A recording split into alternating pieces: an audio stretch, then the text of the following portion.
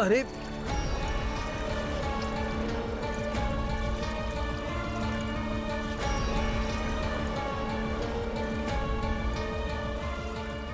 हे काय करताय तुम्ही? मी मी भीमराव, या कपात थोडा चहा उरला होता तर मी हे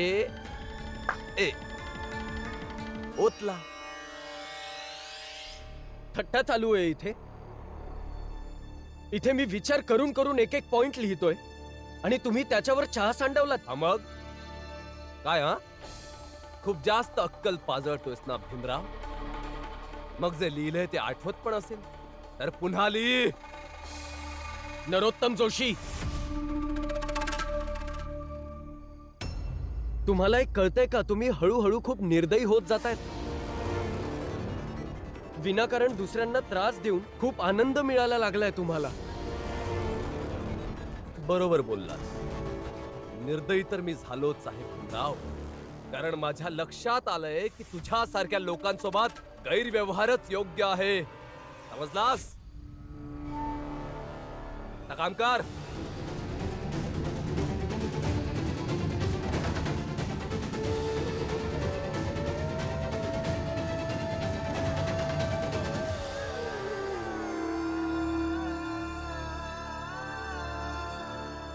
सर, तुम्ही या वेळेला इथे? भीमराव, मला ठाऊक होतं नरोत्तम जोशीचा हेतू काय आहे. त्या दिवशी ऑफिसमध्ये तुझ्यासोबत पुस्तकांना घेऊन जे भांडण झालं ते पण मला माहित आहे. सर, तुम्हाला सगळं माहिती आहे, तरीही तुम्ही मला त्यांच्यासोबत काम करायला का सांगितलं? यासाठी, कारण कुठपर्यंत पळशील भीम. आज एका ऑफिसमध्ये 2 कर्मचारी आहेत, तेव्हा एकत्र काम करू शकणार नाहीस. तर उद्या मोठ्या ऑफिसमध्ये गेलास तर तिथे शेकडो कर्मचारी असतील, शेकडो नरोत्तम जोशी असतील. मग कसा सामना करशील? भीम, आपल्याला ज्यांच्याकडून हक्क हवाय, ज्या लोकांमध्ये हक्क हवाय, त्यांच्यापासून वेगळं राहू नाही शकत. त्यांच्यात राहून, त्यांच्या बरोबर राहून, त्यांच्या विरोधात लढावं लागेल. जा, आता झोप जा. इथून जात होतो तर आलो इथे. सकाळी ऑफिसला लवकर ये. हो सर.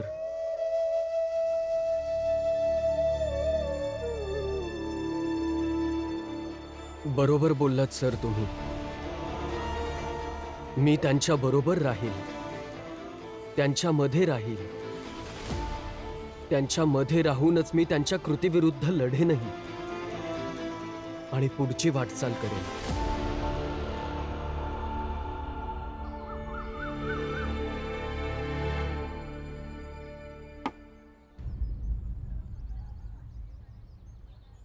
शेठजी, काय विचारायचं होतं. हा बोल, काय झालं? हे बघा शेठजी, आम्ही खूप गरीब लोक आहोत आणि आमची सगळी संपत्ती ते घर आहे जिथं आम्ही राहतोय. मी समजू शकतो. म्हणूनच आम्ही तुमच्या चाळीला नवीन घरात बदलण्याचा विचार केला. बस, तुझ्या चाळीतले सुद्धा त्याच्यावर स्वाक्षरी करू देत. उल्हासजी, हा, नमस्ते. कसे आहात तुम्ही? हो, उत्तम उत्तम. उल्हासजी, तुम्ही आधी तुमच्या या नोकर रामजीला विचारा की ह्याने त्या कागदावर हस्ताक्षर केले की नाही. विचारा. नाही शेठजी, मी अजून स्वाक्षरी केलेली नाहीये. पाहिलं? अच्छा, का? कारण मला भीती वाटते की स्वाक्षरी केल्यानंतर जर घर नाही मिळालं तर. तुला माझ्यावर विश्वास नाहीये? तुला असं वाटतंय की मी तुमच्याकडनं स्वाक्षरी घेऊन तुम्हा लोकांना घर नाही देणार? नाही शेठजी, माझं तसं म्हणणं नाहीये की तुम्ही असं करणार, पण बहुतेक घर बांधणारे घर बांधून देत नाहीत. आणि जर घर नसलं तर आम्ही. कसला माणूस आहेस रे तू रामजी? छी. अरे, तुझी खालची जात असताना सुद्धा ज्या व्यक्तीने तुला नोकरीवर ठेवलं त्याच व्यक्तीवर तू शंका घेतोयस. छी. शेठजी, मला तुमच्यावर विश्वास आहे, पूर्ण विश्वास आहे. पण ह्यांच्यावर विश्वास नाहीये.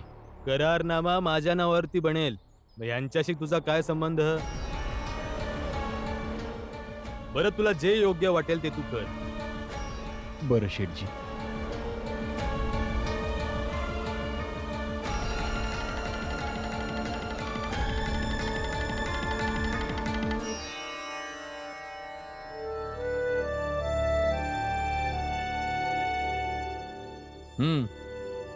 गुड. 17 पॉइंट्स आहेत यात आणि मला वाटतं की मला याची भरपूर मदत होईल. Very good. धन्यवाद सर.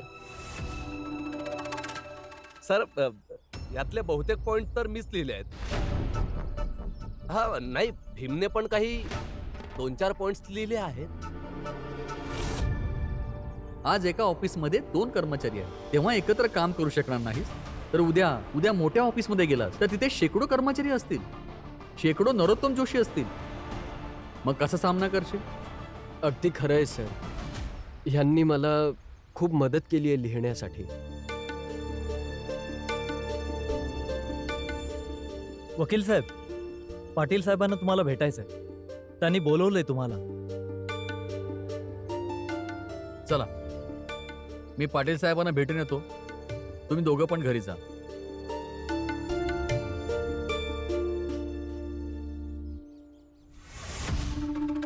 भीमराव, काय आनंद झाला हे बघून की तुला खूप लवकर समजलं की नंबर 3 ने आपल्यापेक्षा उच्च व्यक्तीसोबत कसा व्यवहार करायला हवा. म्हणजे कधी कधी समजूतदारपणाच्या गोष्टी करतोस पण तू भीम. हा? जा.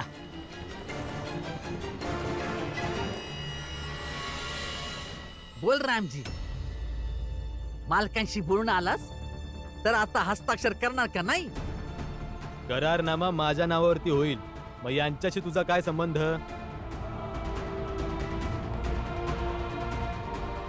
हे बघ रामजी भाऊ, जोपर्यंत या पेपरवर समजे लोक स्वाक्षरी करणार नाहीत तोपर्यंत बांधकामाचं काम सुरू होणार नाही. आणि रामजी, जर काही वाईट झालं सुद्धा तर तुला कुठल्या गोष्टीची पर्वा आहे? आणि तसं पण तुझं तर घर नाहीच आहे जे कोणीतरी बळकावल. आणि तसं पण आपण इथं सगळी भाडोत्री आहे, भाडं देतो. विचार कर, जर हे सगळं प्रामाणिकपणे झालं तर आपल्या सगळ्यासने आपलं घर मिळेल. बघ रामजी, जर तुला आमची थोडीशी जरी चिंता आहे, थोडीशी पण दया असेल तर हस्ताक्षर कर.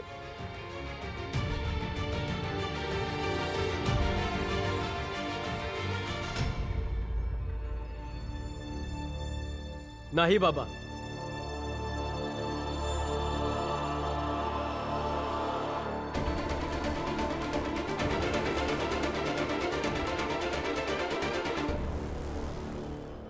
तुम्ही नाही करणार स्वाक्षरी.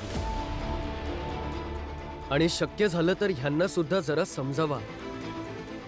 असा उतावीळपणा करू नका कोणी. एकदा जाऊन त्यांच्याशी चर्चा करूयात, विचारूयात नवं घर मिळेपर्यंत आपण काय करणार आहोत, कुठे राहणार आहोत. सगळं लिखित द्या, त्यानंतर करूयात ना आपण स्वाक्षरी.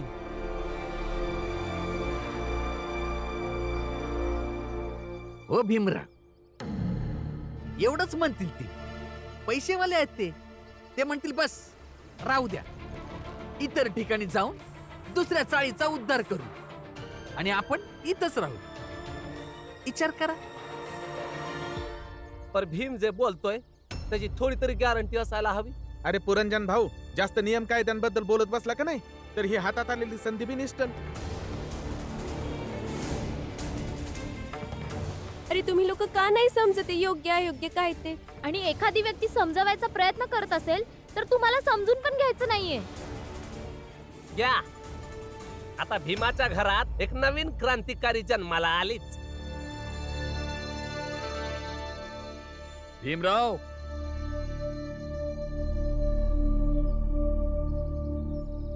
भीमराव, बोला, काय झालं? आज तू कॉलेजला का नाही गेलास? खरं तर मी एका वकील साहेबांकडे काम करतो. सकाळी लवकर ऑफिसला जावं लागतं. महाराजांना याच्याशी काय घेणं देणं आहे? की तू काय काम करतोस आणि का करतोस. महाराज फक्त एवढ्याच गोष्टीला महत्व देत आहेत की तू रोज वेळेवर शिकण्यासाठी जातोस की जात नाहीस. आणि जर शिक्षणामध्ये तू एक पण वर्ग सोडलास तर तुला याचा दंड मिळू शकतो. शिक्षा व्हईन म्हणजे राज्याच्या नियमानुसार ज्या विद्यार्थ्याला शिष्यवृत्ती मिळते त्याच्या शिक्षणावर राज्याचं नियंत्रण असतं. ही तुझी पहिली चूक होती म्हणून तुला क्षमा केलं जातंय. पण इथून पुढं असं होता कामा नये. कोणताच वर्ग सोडू नकोस. हो.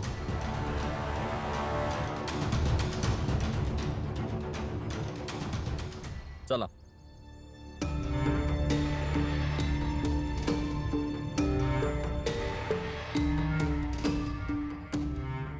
आणि रामा आता बोल. तू बोलत होतीस ना की आम्हाला चूक बरोबर कळत नाही. आणि आता तुझ्या पती भीमरावाला कुठं चूक बरोबर कळते. शिष्यवृत्ती घेऊन शिकायला जात नाही. हे बरोबर आहे का? आणि ही लक्ष्मी तुला तुझा धीर समजूतदार वाटतो ना. पण मला तर असं वाटत नाही. तुम्हाला जे वाटतंय ते वाटू द्या. मला जे समजायचे ते मी समजन.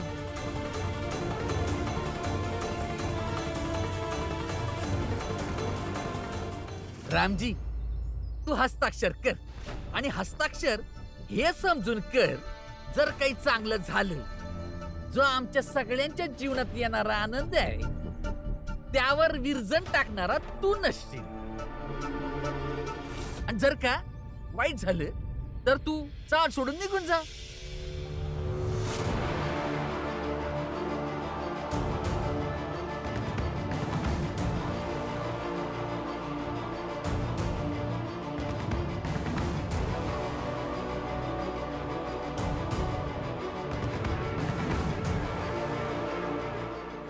बाबा,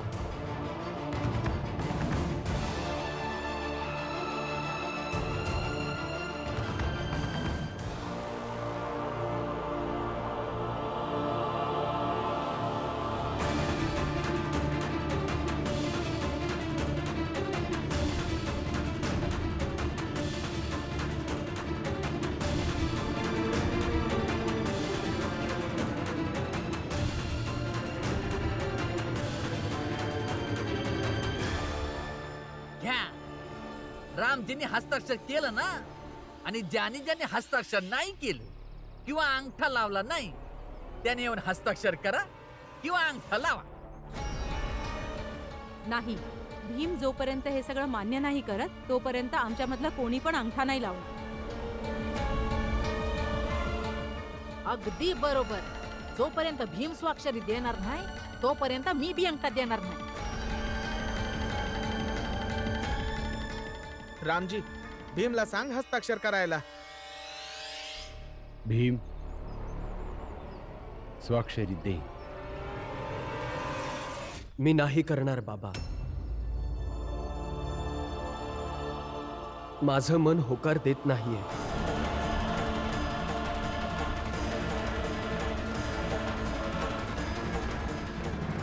होकार देत नाहीये.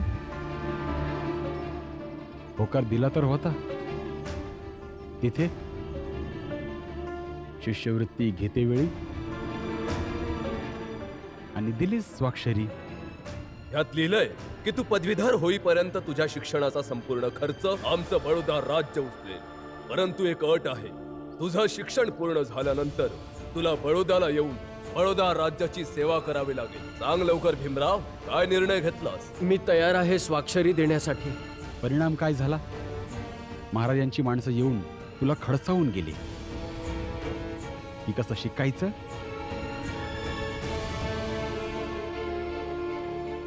भीमपोरा, तू तुझ्या मर्जीप्रमाणे जगू शकत नाहीस, नाही तुझ्या मर्जीप्रमाणे शिकू शकतोस.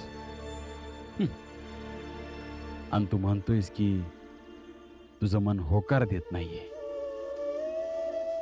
तुझं मन प्रत्येक वेळी योग्य गोष्ट करत नाहीये, जर होकार देत नाहीये, तरीही तू स्वाक्षरी करून टाक.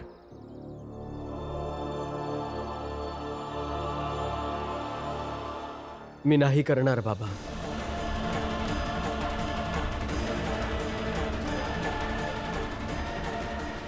रामजी, कुठेतरी ओंदडीभर पाणी घे आणि त्यात बुडून मार.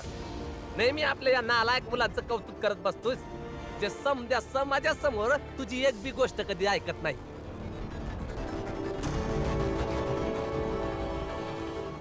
आता इतकी लास्ट रामजी मध्ये उरली नाही.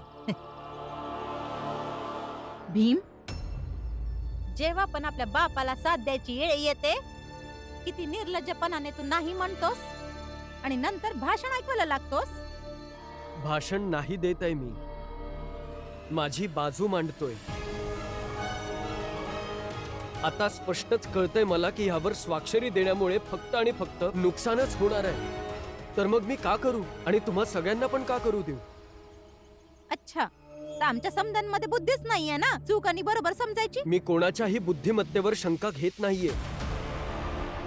मी आपली बाजू मांडतोय. मी निर्णय घेतलाय की मी माझी स्वाक्षरी करणार नाही. बाकी काय करायचंय ते तुम्ही ठरवाच. रमा,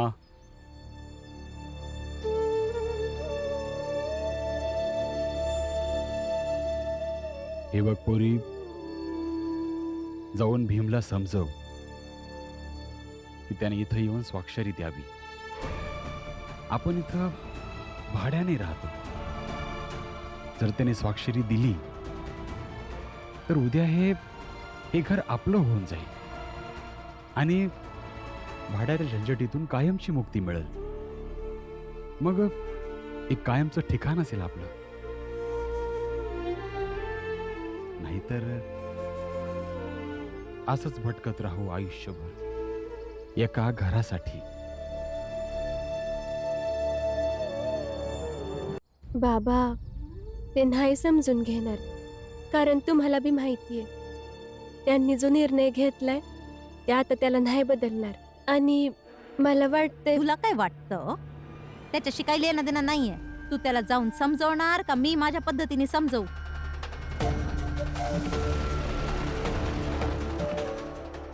आई, त्यांना समजावून काय बी फायदा नाहीये.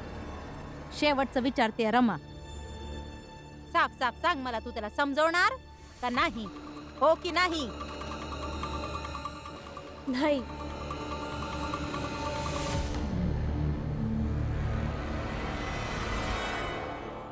त्या भीम सारखीच धीट झालीयस तू.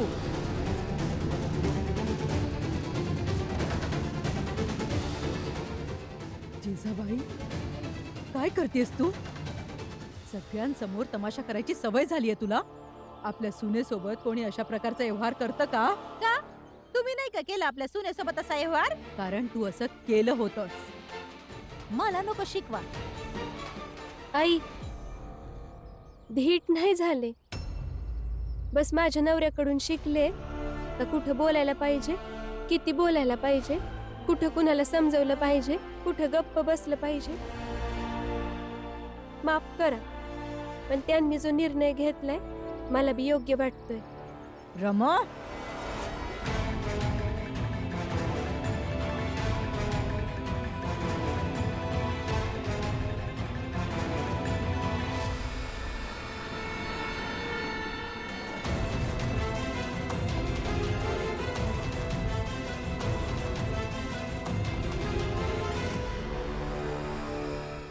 मालक, सगळ्यांचे हस्ताक्षर झाले, पण भीमराव नाही करीत हस्ताक्षर.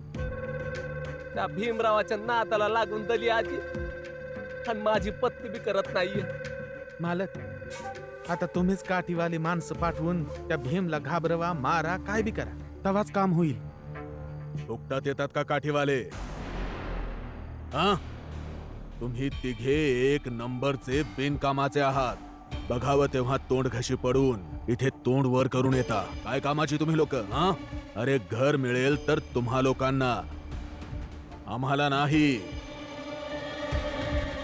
अरे आपल्या फायद्यासाठी तुम्ही लोक त्या भीमरावची मनधरणी करू शकत नाही. किती लहान आहे तो तुम्हा लोकांपेक्षा. लाज नाही वाटत का तुम्हा लोकांना? हा, लाज तर खूप वाटते मालक, पण काय करायचं, तो भीमराव लयच धीट आहे. अरे तो तर त्याच्या बापाचं पण म्हणणं ऐकत नाही. मालक, कधी कधी असं वाटतं ना की बस त्या भीमाचा जीव घ्यावा नाही तर आपला जीव द्यावा.